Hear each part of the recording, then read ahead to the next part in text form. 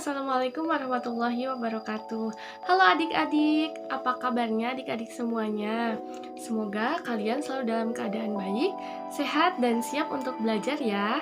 Hari ini kita akan belajar bersama Kalidia, Kanur Hayati, dan juga Kasifa. Nah, kira-kira adik-adik di rumah berasal dari daerah mana saja ya? Nah, supaya kakak-kakak di sini tahu adik-adik dari mana saja, silahkan komen di bawah sini dengan format nama dan juga asal sekolah kalian ya. Nah, pada hari ini kita akan belajar di tema 6, subtema 1 mengenai aku dan cita-citaku pembelajaran kedua. Mari adik-adik kita belajar dengan penuh semangat ya. Nah, setiap orang ingin memiliki pekerjaan ketika dewasa. Nah, keinginan itulah yang disebut dengan cita-cita adik-adik. Kita harus rajin belajar supaya dapat meraih cita-cita. Nah, kira-kira dari gambar ini, Siti ingin menjadi apa ya adik-adik? Kira-kira apa yang menjadi cita-cita dari Siti? Mari kita bahas bersama.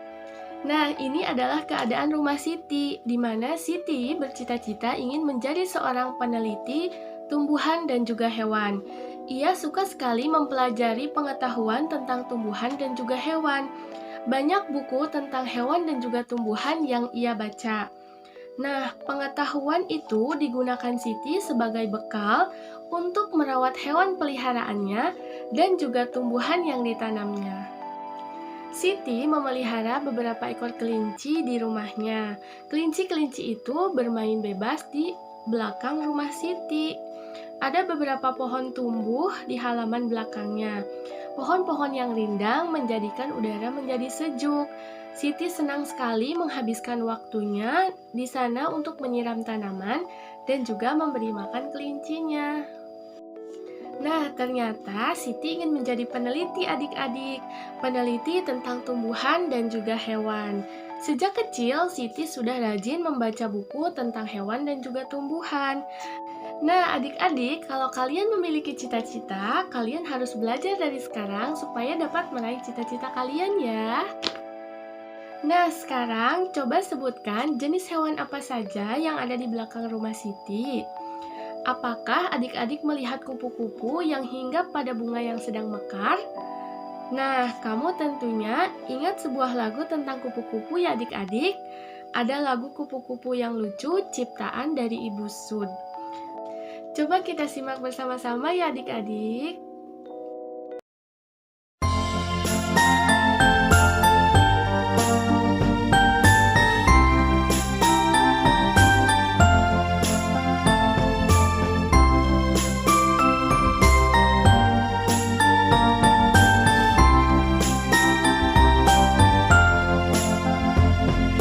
Kupu-kupu yang lucu, kemana engkau terbang? Hilir mudik mencari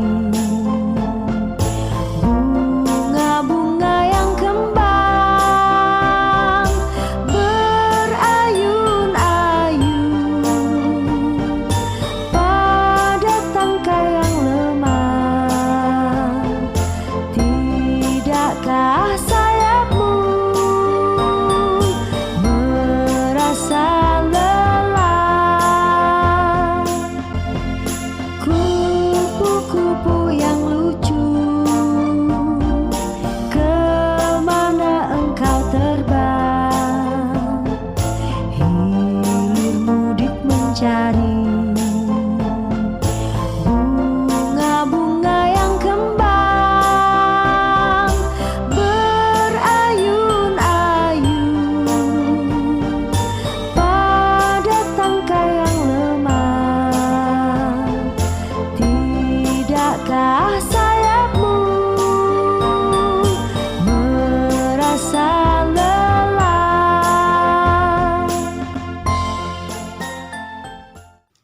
Nah, seperti itu ya adik-adik.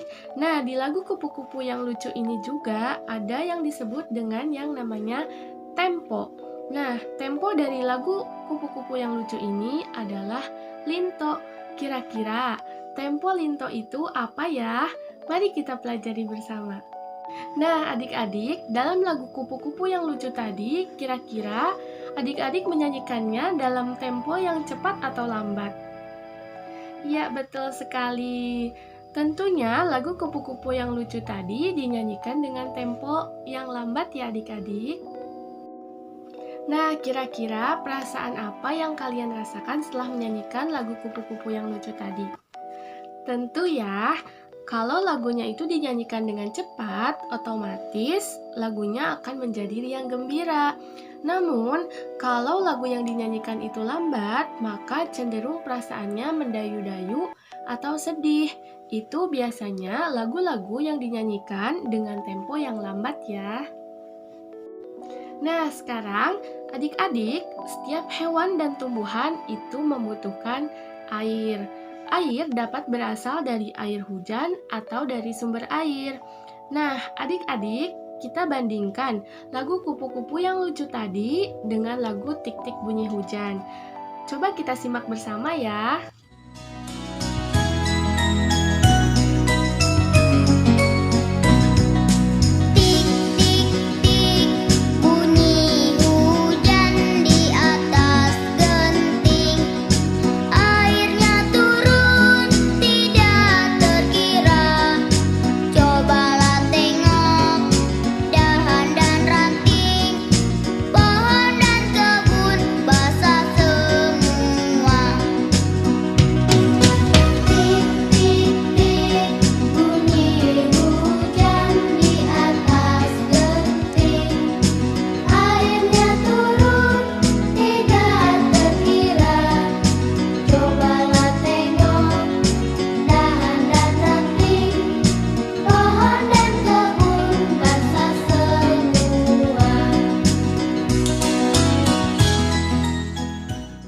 Kira-kira dari lagu Tik-Tik Bunyi Hujan tadi, kira-kira temponya apa ya adik-adik? Adik-adik, ada yang perlu kalian ketahui bahwa ada lagu yang dinyanyikan dengan lambat dan juga ada lagu yang dinyanyikan dengan cepat. Contohnya, lagu Tik-Tik Bunyi Hujan tadi dinyanyikan dengan cepat ya adik-adik. Berbeda dengan Kupu-Kupu yang lucu tadi, itu lagu dinyanyikan dengan lambat. Cepat dan lambatnya lagu dinyanyikan itu disebut dengan tempo lagu. Ada tanda atau istilah untuk menunjukkan tempo lagu. Nah, tempo lagu itu ada banyak ya adik-adik. Mari kita simak bagian berikut ini. Nah, mari kita simak ya. Itu di bagian pertama ada largo. Largo itu artinya lambat sekali. Lalu ada lento pada lagu Kupu-Kupu yang lucu tadi, itu namanya lento ya adik-adik, yang artinya lambat. Lalu ada adagio, itu lambat. Kemudian ada andante, itu sedang. Kemudian ada moderato, itu sedang agak cepat. Kemudian ada allegro, itu cepat. Kemudian ada vivace, itu lebih cepat. Dan presto, itu cepat sekali. Nah, inilah istilah-istilah yang ada pada tempo lagu ya adik-adik. Nah, adik-adik, kira-kira tanda tempo apakah yang terdapat pada notasi lagu Kupu-Kupu yang lucu dan juga Tik-Tik Bunyi Hujan ya? Nah, tentu ya, untuk lagu Kupu-Kupu yang lucu tadi, itu temponya adalah lento. Sedangkan untuk lagu Tik-Tik Bunyi Hujan, temponya itu adalah andante, yang artinya sedang ya adik-adik. Lalu, apakah adik-adik tahu perbedaan antara tempo lagu Tik-Tik Bunyi Hujan dan juga Kupu-Kupu yang lucu? Ya, perbedaannya tadi ya, bahwa Kupu-Kupu yang lucu itu temponya lento, sedangkan Tik-Tik Bunyi Hujan itu temponya andante. Nah, ini adalah contoh dari judul lagu dan juga temponya. Kalau Pelangi-Pelangi itu temponya andante, Bintang Kecil itu moderato, lalu Bangun Tidur itu andante, Cicak-cicak di Dinding itu andante, dan lain sebagainya. Tempo lagu digunakan untuk membantu penyanyi dalam menyanyikan sebuah lagu. Nah, tempo lagu juga digunakan oleh pemusik untuk mengiringi lagu tersebut. Nah, salah satu alat musik yang digunakan untuk mengiringi lagu adalah biola. Nah, adakah di antara adik-adik di rumah yang ingin menjadi pemain biola? Nah, kalau kalian ingin menjadi pemain biola, kalian harus belajar dari sekarang ya. Nah, perlu adik-adik ketahui ya bahwa keinginan itu merupakan sebuah dari cita-cita. Adapun cita-cita itu bermacam-macam ya adik-adik. Ada yang bercita-cita sebagai guru, sebagai dokter, sebagai pilot, dan masih banyak yang lainnya. Nah, adapun keinginan untuk menjadi pemain biola itu merupakan sebagai bagian dari sebuah cita-cita. Nah, menyinggung tadi mengenai cita-cita, di sini terdapat sebuah puisi yang berjudul Cita-Citaku. Mari kita simak bersama-sama ya mengenai puisi berjudul Cita-Citaku tersebut. Cita-citaku, karya Angelika. Suara indah alat musik, alunannya tenang mendayu, seakan selalu berbisik. Aku selalu ada untukmu. Aku suka alat musik itu. Karena itu, aku ingin menjadi pemainnya. Inilah cita-citaku, menjadi pemain biola. Langkah-langkah ku jalani, semua cobaan ku lewati, untuk mendapatkan apa yang ku inginkan. Semua akan kuperjuangkan.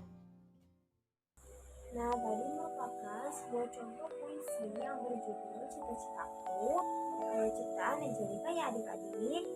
Nah, setelah tadi kita menyimak, kemudian mendengarkan puisi yang berjudul Cita-Citaku, mari kita identifikasi puisi tersebut dengan sesama ya. Nah, apakah judul puisi tersebut? Ya betul, judul puisi tersebut ialah berjudul Cita-Citaku.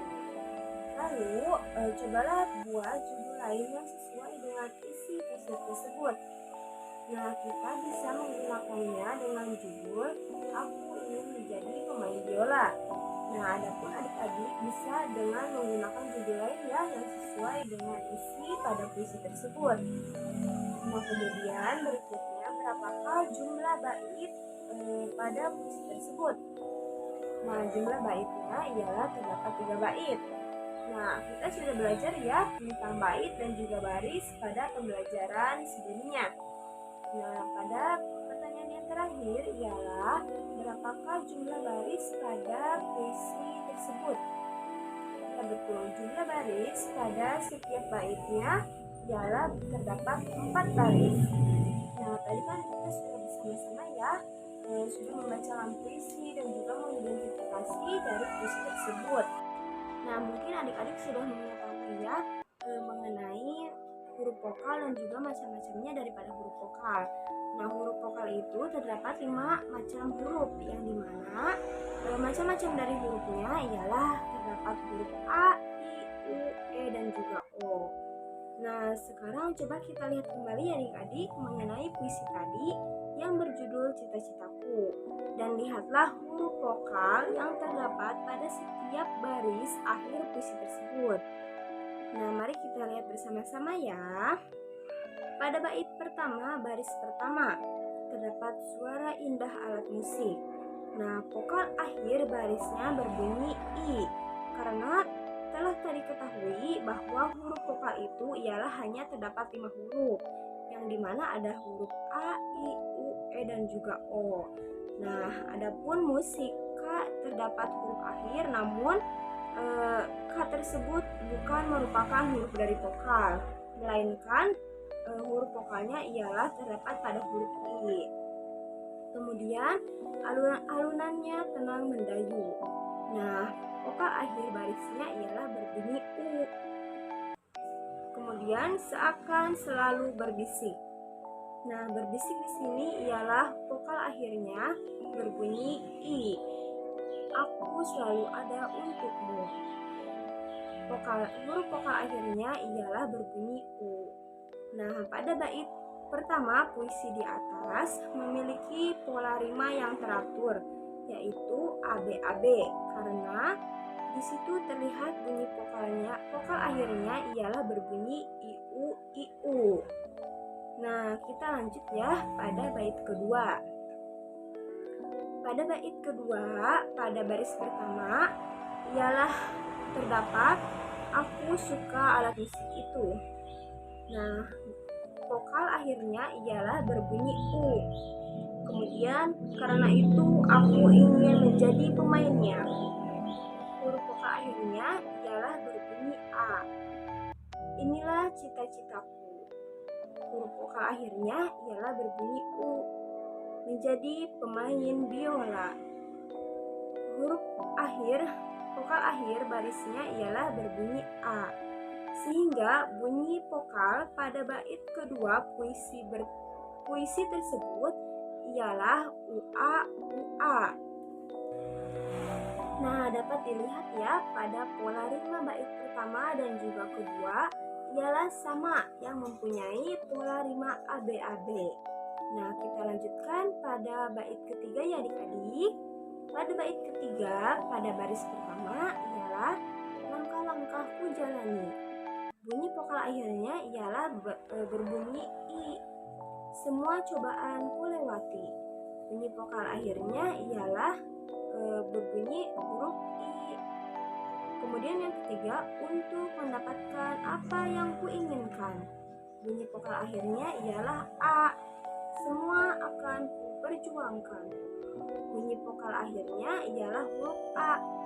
Nah, jadi bunyi vokal akhir baris pada bait ketiga pada puisi tersebut ialah IIAA. Jadi pola rima bait ketiga ialah AABB. Nah, setelah kita mengamati bunyi akhir baris pada setiap bait pada puisi tersebut, maka kita dapat simpulkan bahwa terdapat keteraturan bunyi vokal akhir baris pada setiap baitnya ya adik-adik. Nah, adapun dari ketiganya ialah berpola ABAB pada bait pertama, ABAB pada bait kedua, dan AABB pada bait ketiga. Nah, selanjutnya mari kita bandingkan ya dengan bait puisi berikut ini. Kupu-kupu terbang ke sana kemari. Nah, huruf vokal pada baris pertama ini diakhiri dengan huruf vokal berbunyi I. Mencari bunga-bunga yang sedang mekar. Huruf vokal pada akhir barisnya berbunyi A. Sungguh indah warna sayapmu yang menari. Nah, pada baris ketiga, huruf vokal akhirnya ialah berbunyi huruf I. Berpadu dengan indahnya bunga yang mekar. Nah, pada vokal terakhir ini ialah diakhiri dengan berbunyi huruf vokal A. Nah, sehingga dari bait puisi tersebut memiliki rima IA atau pola rima dari bait tersebut ialah ABAB. Nah, dapat kita garis bawahi ya bahwa bunyi vokal akhir pada baris-baris puisi disebut dengan rima. Adapun jenis puisi yang memiliki rima teratur misalnya ialah IA atau lebih dikenal dengan ABAB. Nah, rima tersebut juga bisa terdapat pada jenis puisi lama seperti pantun. Pantun itu sendiri merupakan sebuah bentuk puisi yang terdiri dari 4 baris dengan rima akhir ABAB. Setiap baris terdiri dari 4 sampai 5 kata. Nah, setelah tadi kita membahas mengenai huruf vokal akhir, membahas mengenai bait, pola rima, dan juga telah mendengarkan sebuah teks puisi berjudul Cita-citaku. Semoga adik-adik paham ya dengan penjelasan hari ini. Nah, sekarang adik-adik bisa membuat puisi karangan sendiri dengan pola rima yang telah diajarkan. Dalam pengerjaan tugas nanti, adik-adik perlu ingat ya bahwa puisi itu tidak hanya berisi tentang cita-cita saja loh. Boleh kita menceritakan hal yang lain di dalam puisi tersebut. Semisal, kita memiliki hewan peliharaan. Nah, kita bisa menceritakan hewan peliharaan kita di dalam puisi tersebut. Contoh yang lain, semisal kita melihat kupu-kupu yang berterbangan di sebuah taman. Nah, kita bisa menuangkan hal tersebut di dalam sebuah puisi loh. Nah, sedikit menyinggung mengenai kupu-kupu ya. Pasti adik-adik di sini semua sudah tahu ya apa itu kupu-kupu. Bagaimana bentuk dari kupu-kupu, terus bagaimana cara bergeraknya kupu-kupu, pasti adik-adik sudah tahu ya. Percaya atau tidak percaya, adik-adik harus mengetahui bahwa memang benar kupu-kupu itu awal mulanya dari sebuah ulat. Nah, untuk membahas jauh mengenai bagaimana proses daur hidup dari kupu-kupu, yuk kita bahas bersama kakak di sini. Nah, salah satu ciri dari makhluk hidup adalah mengalami pertumbuhan dan perkembangan. Nah, pertumbuhan dan perkembangan hewan mulai dari lahir sampai menjadi dewasa ini kita sebut dengan siklus hidup atau daur hidup hewan. Nah, coba sekarang adik-adik perhatikan gambar ini ya. Atau coba adik-adik perhatikan gambar ini. Atau boleh dibuka buku siswanya pada halaman 20. Nah, di sana terdapat siklus hidup daripada kupu-kupu. Nah, kakak jelaskan satu persatu ya adik-adik mengenai siklus hidup dari kupu-kupu. Nah, siklus hidup yang pertama adalah telur. Nah, biasanya kupu-kupu betina ini akan meletakkan telurnya di daun. Nah, telur kupu-kupu ini memiliki ukuran yang relatif kecil, antara 1 sampai 2 mm, dan memiliki warna dan bentuk yang beragam. Nah, dalam satu kali bertelur, kupu-kupu betina ini akan menghasilkan 30 sampai 200 telur loh. Banyak ya adik-adik. Nah, banyaknya telur ini berpengaruh pada kelestarian kupu-kupu tersebut. Nah, siklus yang kedua adalah larva atau ulat. Tahu ya ulat itu seperti apa? Nah, pada fase ini akan ditandai dengan pergantian kulit atau molting. Nah, pada umumnya larva ini memiliki warna hijau atau coklat. Kenapa sih larva ini memiliki warna hijau atau coklat? Nah, ini dimaksudkan agar larva tersebut terhindar dari pemangsa. Nah, siklus yang ketiga adalah pupa. Nah, pupa merupakan fase istirahat setelah larva tumbuh sempurna dan telah berhenti makan. Nah, pupa ini dibungkus dalam kristal dan tidak bergerak selama proses pertumbuhan menjadi kupu-kupu dewasa. Nah, pada fase ini setiap larva memiliki kelenjar sutra yang berguna untuk mengaitkan tubuhnya pada batang, ranting, atau daun. Nah, jadi pupa ini terdapat sering kita jumpai di ranting-ranting pohon. Nah, suka ada kan ya pupa ini, atau bisa kita sebut dengan kepompong. Nah, itu merupakan pupa. Nah, meskipun terlihat diam, namun pupa ini sebenarnya mengalami pertumbuhan loh adik-adik. Nah, pada fase ini juga kupu-kupu dapat mengalami kematian jika terinfeksi oleh parasit. Nah, siklus yang selanjutnya yaitu ada imago.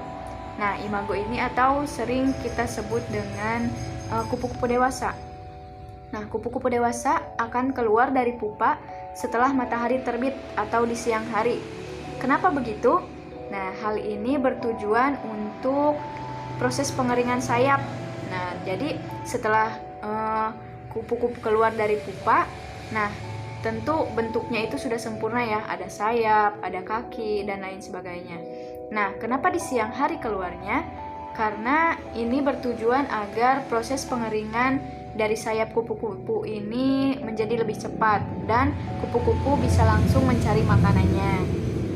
Nah, proses keluarnya kupu-kupu dewasa dari pupa terjadi secara perlahan-lahan, dimulai dari bagian kepala dan diikuti oleh bagian yang lainnya. Nah, adik-adik semua, sudah jelas bukan bagaimana siklus dari kupu-kupu tersebut? Nah, bahwa siklus kupu-kupu tersebut terdapat 4 proses. Nah, apa saja proses tersebut? Bisa adik-adik tuliskan di dalam kolom komentar di bawah ini ya. Nah, sekarang coba kita perhatikan bagaimana siklus hidup daripada belalang. Nah, siklus hidup belalang terdapat pada buku siswa, ada masih di halaman 20. Nah, coba adik-adik lihat. Nah, siklus hidup belalang ini terjadi mulai dari belalang dewasa yang bertelur, lalu telur belalang, nimpa tak bersayap, dan selanjutnya adalah nimpa bersayap. Nah, coba adik-adik pahami ya, amati proses nimpa tidak bersayap menuju nimpa yang bersayap. Nah, bagaimana bentuk daripada nimpa tidak bersayap dan nimpa bersayap? Sama ya, bentuknya tidak jauh beda dari proses nimpa tidak bersayap menuju nimpa bersayap. Nah, coba adik-adik amati keempat proses dari daur hidup belalang. Nah, di sana terdapat 4 proses ya, 4 proses siklus hidup belalang, sama ya seperti proses kupu-kupu sebelumnya. Namun coba adik-adik amati dari proses nimpa tidak bersayap menuju nimpa yang bersayap. Nah, apakah dalam proses tersebut belalang mengalami perubahan? Coba lihat. Nah, tidak ya. Belalang tidak mengalami perubahan bentuk dari proses nimpa bersayap, dari proses nimpa tidak bersayap menuju proses nimpa bersayap. Nah, ini merupakan contoh daripada siklus hidup tidak sempurna atau metamorfosis tidak sempurna. Nah, perlu adik-adik pahami juga bahwa dalam siklus hidup hewan ini kita akan mengenal 2 istilah, yaitu ada metamorfosis sempurna dan metamorfosis tidak sempurna. Apa sih yang dimaksud dengan metamorfosis sempurna dan apa sih yang dimaksud dengan metamorfosis tidak sempurna? Mari kita bahas bersama-sama. Nah, yang dimaksud dengan metamorfosis sempurna adalah perubahan bentuk yang berbeda di setiap fase siklus hidup hewan. Jadi, metamorfosis sempurna ini merupakan suatu perubahan yang dialami hewan di setiap fase kehidupannya. Nah, setiap hewan yang mengalami metamorfosis sempurna akan mengalami 4 tahapan pertumbuhan dan perubahan, yaitu dimulai dari telur, larva, pupa, dan imago. Lain halnya dengan metamorfosis tidak sempurna. Nah, yang dimaksud dengan metamorfosis tidak sempurna ini adalah metamorfosis yang tidak mengalami proses pupa dan larva. Nah, jadi setelah telur hewan itu menetas, dalam proses metamorfosis tidak sempurna ini, hewan tersebut akan menjadi nimpa. Nah, langsung menjadi nimpa. Nimpa ini merupakan bentuk kecil, bukan bentuk kecil ya. Jadi nimpa ini merupakan mudanya sebuah hewan. Dari misalnya hewan belalang. Nah, jadi belalang ini kan ada belalang muda dan belalang dewasa. Nah, nimpa ini merupakan bentuk mudanya dari belalang. Nah, begitu. Nah, tadi kan kita sudah membahas mengenai siklus hidup dari kupu-kupu dan belalang. Coba sekarang adik-adik klasifikasikan termasuk ke dalam metamorfosis apa sih kupu-kupu dan belalang tersebut? Apakah termasuk ke dalam metamorfosis sempurna atau masuk ke dalam metamorfosis tidak sempurna? Nah, nanti coba adik-adik tuliskan jawaban adik-adik semua di dalam kolom komentar ya. Nah, untuk sekarang kan kita sudah membahas mengenai siklus hidup kupu-kupu dan belalang.